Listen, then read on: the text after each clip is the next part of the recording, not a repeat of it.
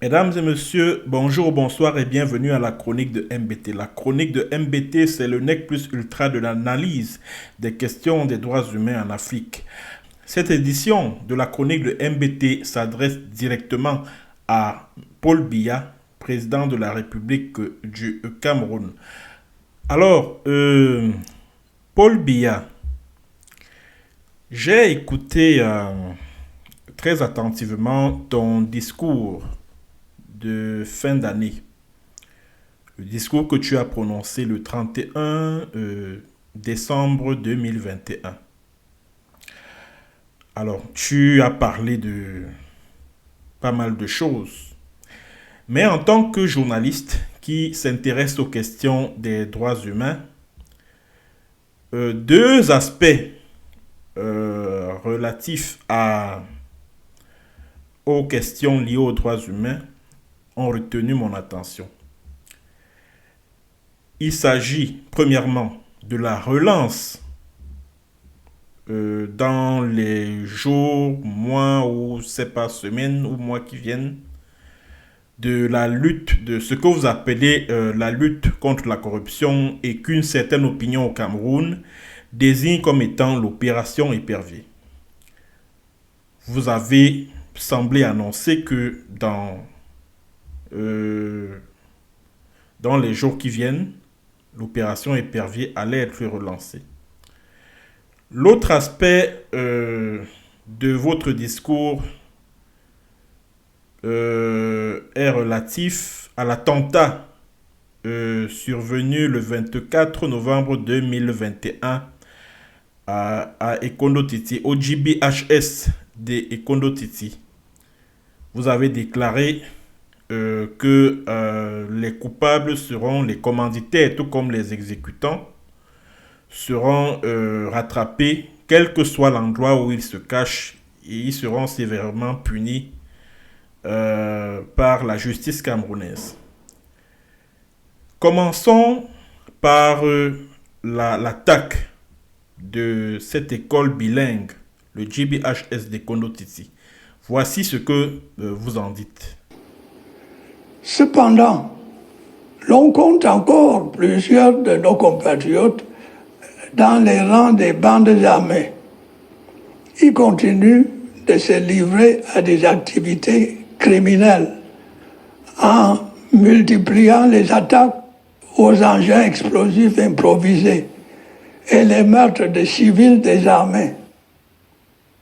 Le récent assassinat de 3 élèves et d'une enseignante du lycée bilingue de Kondo Titi vient s'ajouter à leur longue liste d'exactions et d'atrocités. Je voudrais à nouveau redire la détermination inébranlable du gouvernement à restaurer la paix dans les régions en proie à des menaces sécuritaires. Qu'il soit bien entendu que les auteurs et commanditaires de tels actes seront recherchés sans relâche, où qu'ils se cachent, et sanctionnés avec toute la rigueur de la loi.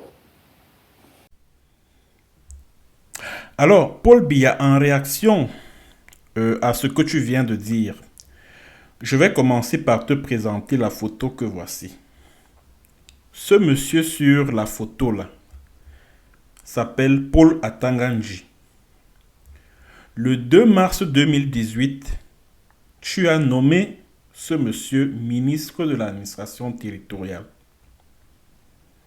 Et avant que tu ne le nommes à ce poste, il travaillait avec toi là-bas, à la présidence de la République, chargé de mission. Et je crois qu'il est toujours d'ailleurs secrétaire du Conseil national de la sécurité. Je crois que c'est comme ça que ça s'appelle.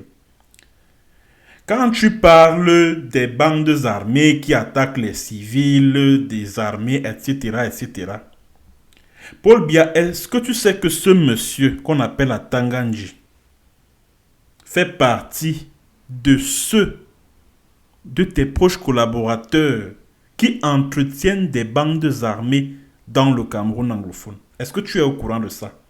Est-ce que tes conseillers qui se sont chargés de rédiger le discours que tu as prononcé le 31 décembre 2021, est-ce que tes conseillers t'ont parlé de ça?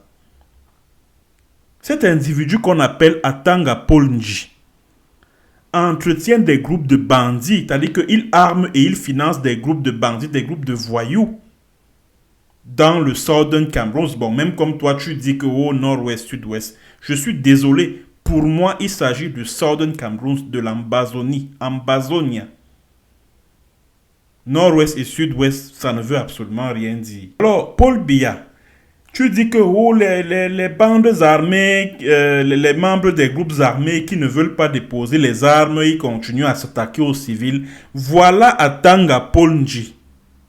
Et il n'est pas seul, pas mal d'élites anglophones, des ministres, des DG de société et autres, arment et financent des groupes de voyous qui commettent des exactions, des atrocités vis-à-vis des civils dans le but de manipuler l'opinion internationale, dans le but de convaincre cette dernière de ce que les indépendantistes anglophones sont des terroristes, des personnes avec qui aucun dialogue, aucune négociation n'est possible, etc., etc.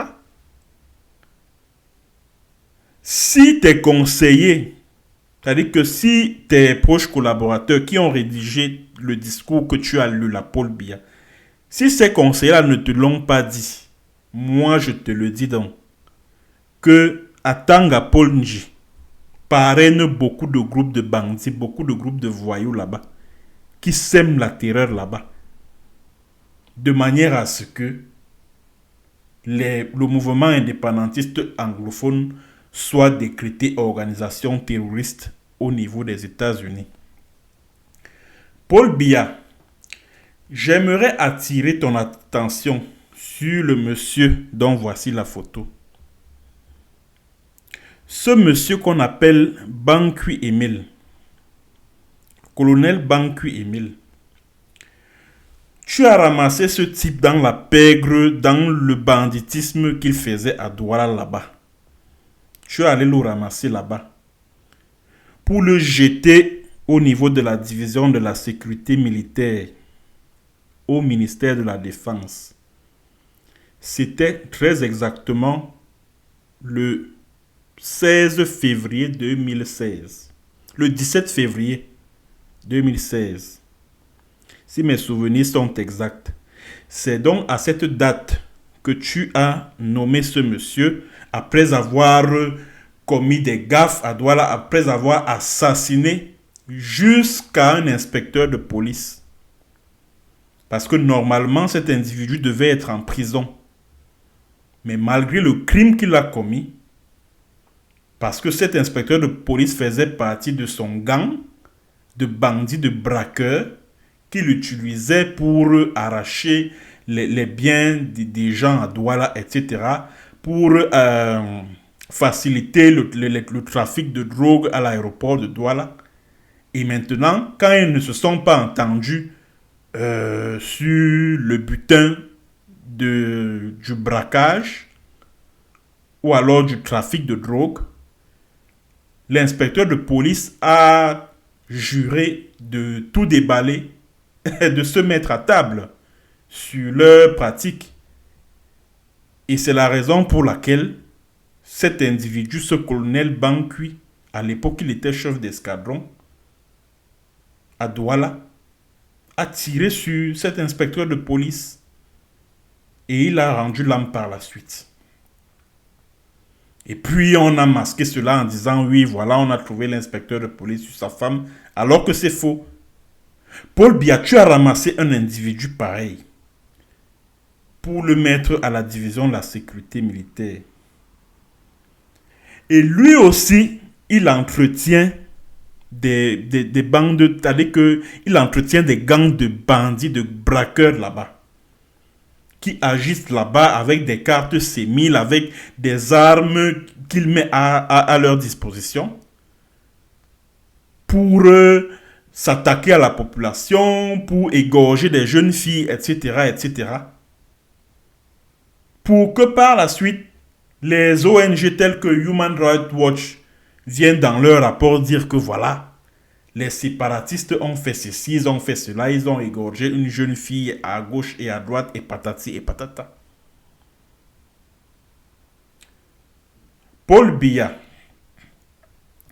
tu as déclaré dans ton discours que tu vas faire mettre la main sur les commanditaires et sur les assassins des 3 enfants qui ont été tués récemment, le 24 novembre dernier, à Kondo Titi, au GBHS de Kondo Titi. C'est exactement la même chose que tu as dite l'année dernière et en pareille circonstance, c'est-à-dire le 31 décembre 2020. Tu as annoncé que les commanditaires et les exécutants du crime sur 7 élèves assassinés à Kumba le 24 octobre 2020 allaient être arrêtés, jugés, puis condamnés. Mais à quoi a-t-on assisté l'année dernière?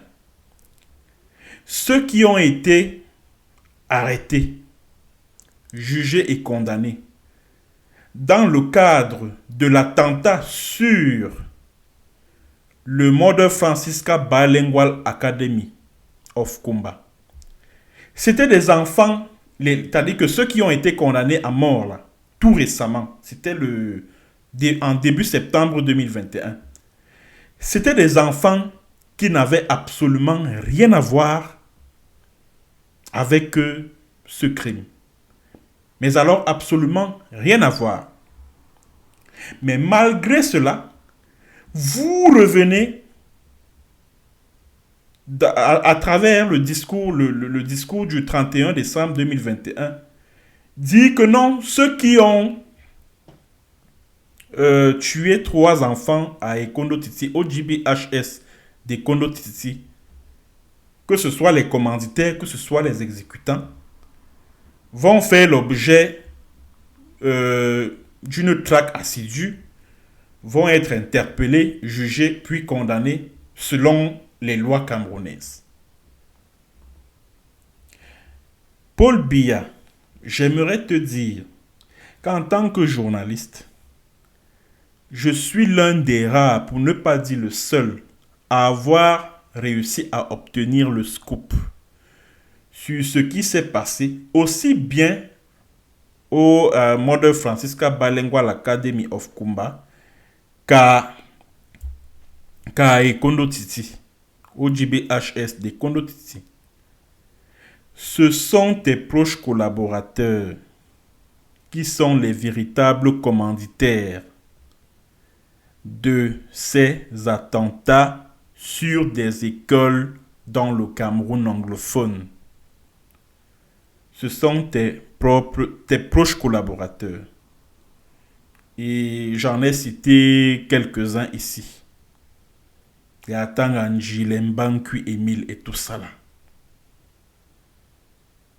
J'ai réussi à démontrer que le sommet de l'État, c'est-à-dire que l'appareil de l'État dont tu es le chef, est impliqué dans ces crimes sur des élèves. J'ai réussi à le démontrer. Alors, quand Paul Biya, quand toi tu viens donc dire que tous ceux qui sont impliqués dans l'assassinat des élèves à Kondo Titi, au GBHS de Kondo Titi, ils seront jugés, condamnés, traqués partout, quel que soit l'endroit où ils se trouvent.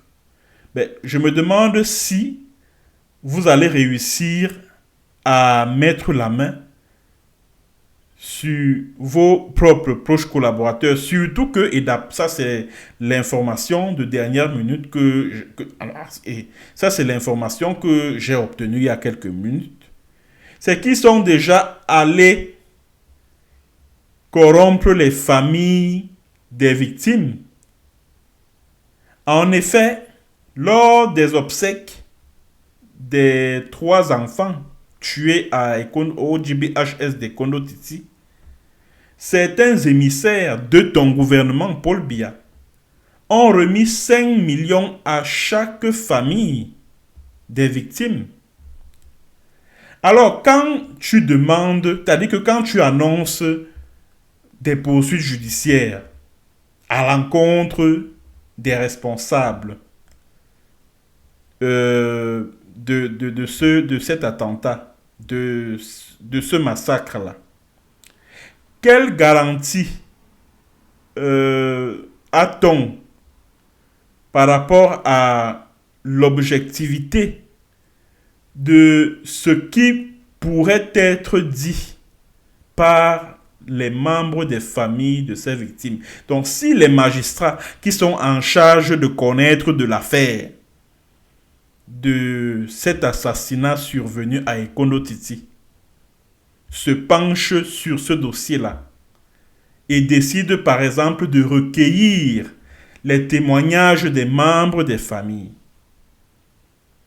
quelle objectivité pourrait provenir de leurs témoignages à partir du moment où ils ont déjà reçu de l'argent de certains émissaires du gouvernement, de ton gouvernement? Ça, c'était pour le massacre des Kondo Titi. S'agissant de l'opération Épervier, voici ce que tu en dis, Paul Biya. Pour y parvenir, nous devons renforcer la gouvernance dans la gestion de nos finances publiques en luttant contre la corruption et le détournement des deniers publics. Par conséquent, tous ceux qui se rendent coupables de malversation financière ou d'enrichissement illicite en assumeront les conséquences devant les juridictions compétentes.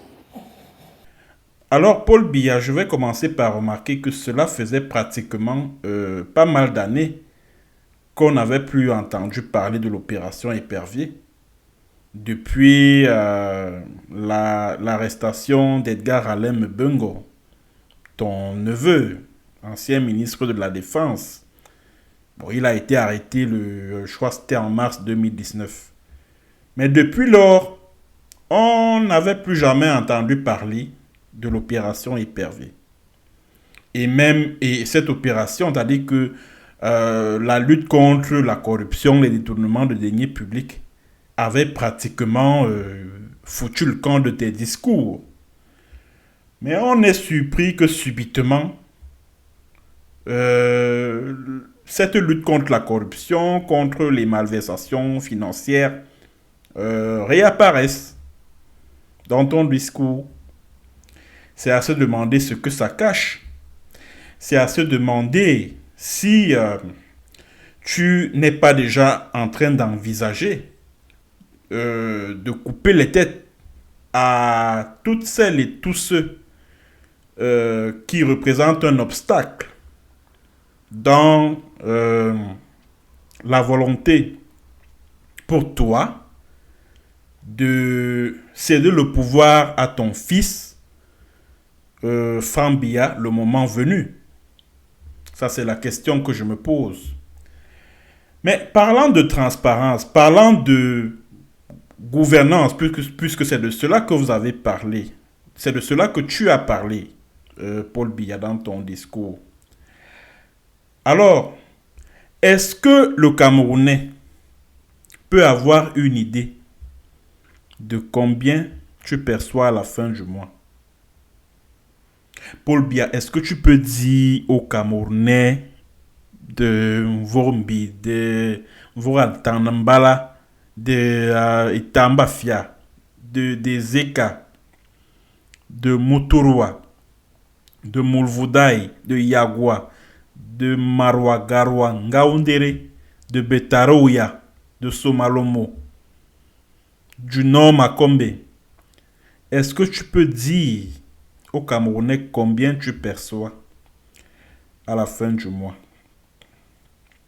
Quelle est la loi votée par l'Assemblée nationale du Cameroun qui fixe la rémunération mensuelle, qui fixe le traitement mensuel du chef de l'État en termes de solde, en termes d'avantages, en termes de primes de ceci ou de cela?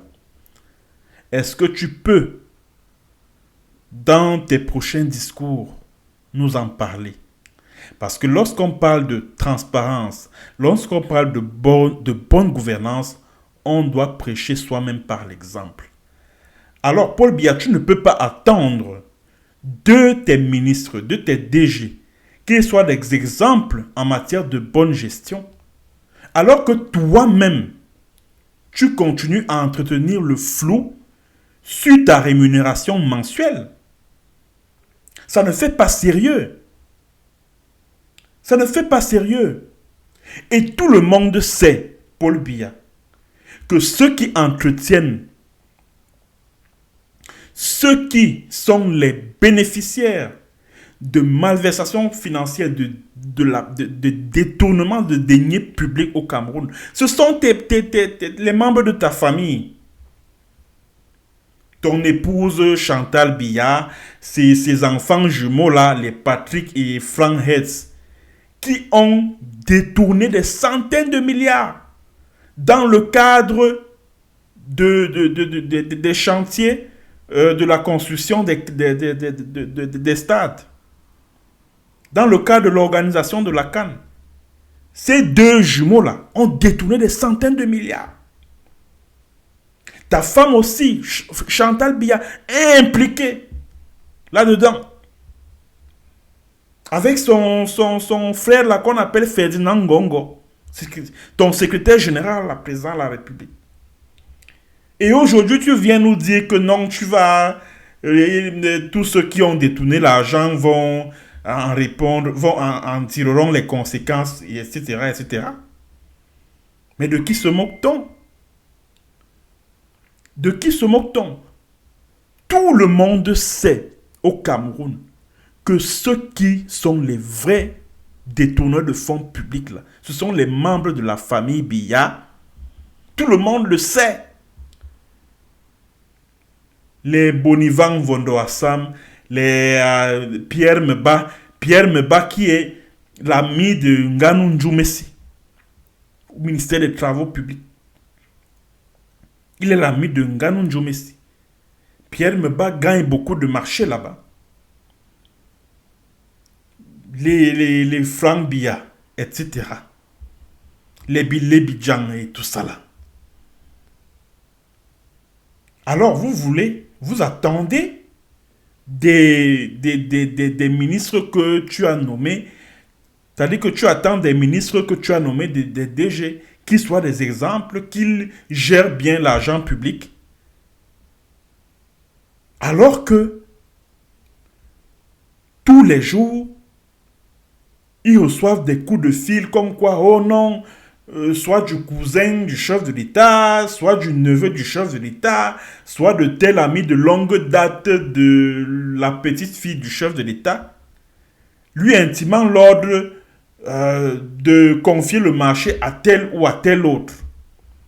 Alors un ministre qui reçoit un appel de ce genre, parce que je vais vous dire, mesdames et messieurs, que tout ce qu'il y a comme malversation financière au Cameroun, tout ce qu'il y a comme détournement de fonds publics au Cameroun, une bonne partie du fruit de ces détournements échoue à la présidente de la République, échoue dans les mains d'un des membres de la famille Biya. Pour dire des choses pareilles, il faut être en exil comme moi. Parce que si vous êtes au Cameroun et que vous le dites, soit c'est la prison, soit vous êtes assassiné. C'est de cela qu'il s'agit. C'est de cela qu'il s'agit. Paul Biya, te rappelles-tu d'Emmanuel Gérard Rondondon? Il est en prison au CED depuis février 2006. Donc cela fait 16 ans qu'il est détenu là-bas. Paul Biya, sais-tu ce qu'il avait déclaré lors de son procès? Qu'une bonne partie de l'argent qui lui était reproché par tes tribunaux d'avoir détourné était affecté aux activités caritatives de ta femme, de ton épouse, Chantal Biya. Ça veut tout simplement dire que s'il faut poursuivre les auteurs de détournement de deniers publics au Cameroun, Paul Biya, tu devras commencer par ta propre famille. Ah oui, parce que les véritables auteurs, le cœur de la mafia des détournements de deniers publics au Cameroun, ce sont les membres de la famille, de ta propre famille, de la famille Biya. Il faut dire les choses telles qu'elles sont. Et autre chose également, Paul Biya, tu demandes à tes ministres, à tes DG, bref, aux gestionnaires des deniers publics de prêcher par la transparence.